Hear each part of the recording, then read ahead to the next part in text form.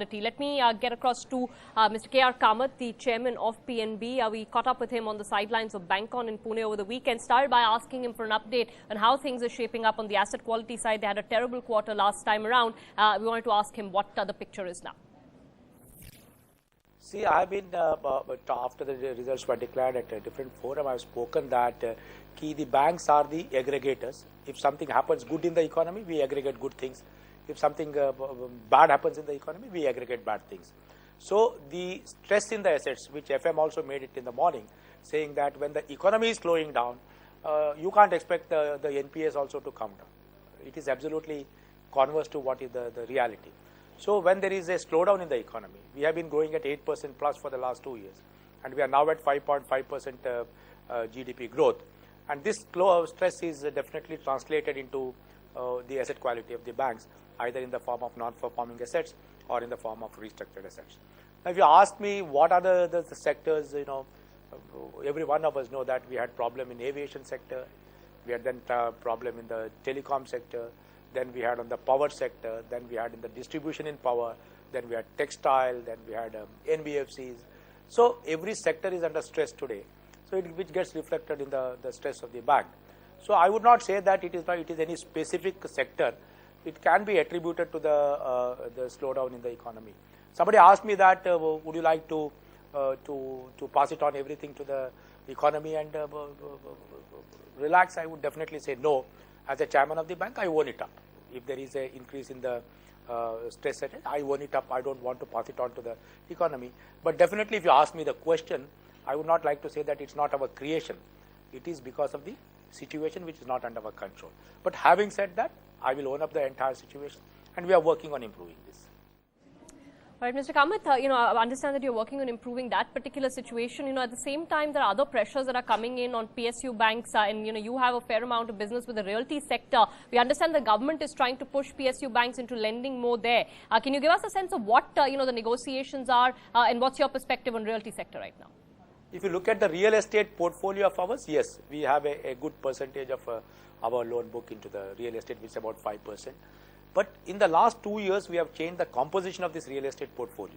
We have shifted from a project financing to a product like future receivable discounting, where you don't carry a project risk and the loan becomes self-liquidating.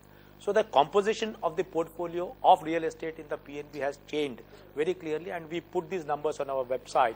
If you look at it, the project finance has come down, it is negative, but whereas the lease rental discounting is positive. So there has been a change of the composition of the real estate portfolio.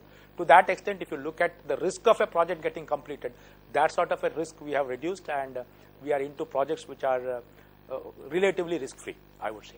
This is one thing. So the second thing, how are we looking at this sector?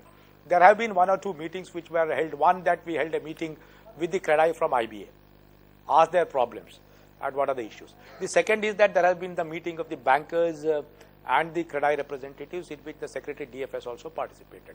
So 2 meetings were held, one in Delhi and one in Mumbai. So what we decided is that in order to give fillip to the economic growth, we will look at the projects which are semi-finished today, which are not being in a position to be taken forward. Now, if they are stuck because of not getting sufficient funds, it was agreed that we look at the total project cost in a debt-equity ratio of 2:1. One of the major sources of funding the real estate projects in a big way was the customer advance coming. Now, when the development stops, the customer's money is also not coming. So it's a vicious circle. So we decided that let us keep the customer advance outside the project funding and look at the project getting funded in the ratio of 2:1. If you bring 1 as a capital, the banks will give you 2 as a debt. Now, in case there is a customer advance coming into the system, that can help us to reduce the debt and the equity in the same proportion of 2:1. So the banks decided to say that the banks agreed to look at the pending projects today, which are semi-finished, where there is a demand, locationally they are good, or the flats are sold out. So then we said that look at what is the money required to start the projects again, and let us insist on a 2:1 debt equity and start. NHB collected the information of such projects, and these projects have been now forwarded to the banks. It was also agreed that the banks will fund their existing customers who have got a time-tested record with us. So what we are doing is that our customers who are in problem, where there are half-finished projects, insist on a 2:1 debt-equity ratio and start funding this and let the production.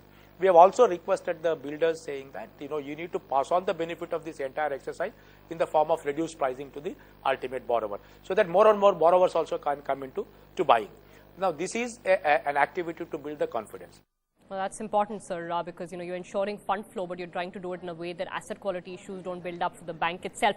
So I just time for one last question, and this is on the issue of capital infusion. Our Finance Ministry is saying they're open to rights issues now for PSU banks. What is your capital need, and any conversations with the government, sir?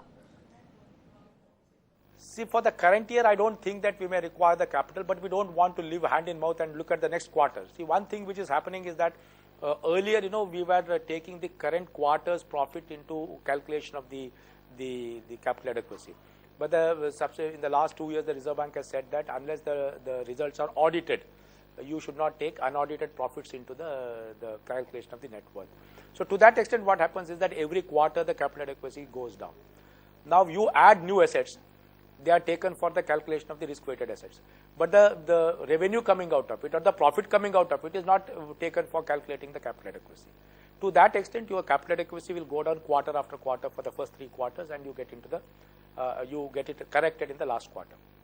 So even though we may not require a capital for the current quarter, I don't want to get into a situation that the next quarter we suddenly get into an issue where the capital adequacy goes below what it is supposed to be, though it can come up in the final quarter.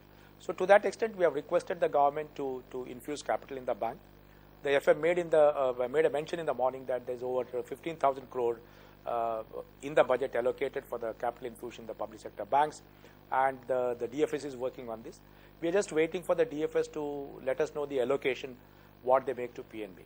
Now, depending upon the allocation, we are also open to an idea of getting into the market in the form of a rights issue. Because there's always a feeling by the other customers, other shareholders saying that when you are making a preferential allotment to the government, why don't you give that benefit to us?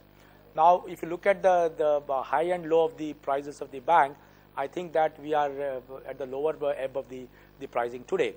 And if we are going with a rights issue, I think that will be one way of rewarding our very loyal shareholders.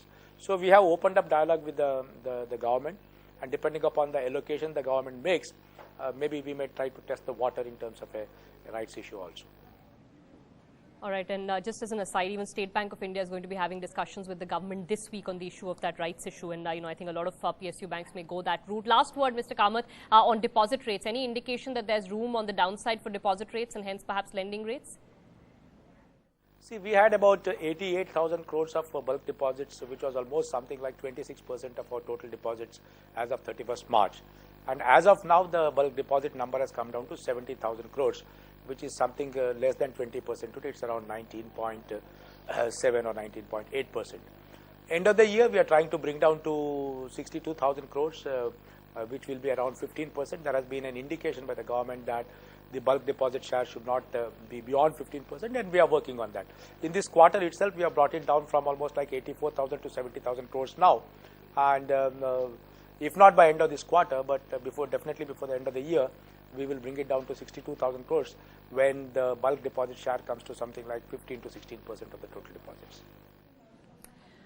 All right, Mr. Kamath, very important comments there, both on the real estate sector and the fundraising aspect of PSU banks' right issues being considered by a lot of them. Do you have the NDTV Profit app? All the markets, all the news, and your own homemade, ready-made portfolio available there for you. We will right now answer what you should sell, what you should buy when markets are down. Download at ndtvprofit.com/apps. Get the best app from the channel you trust.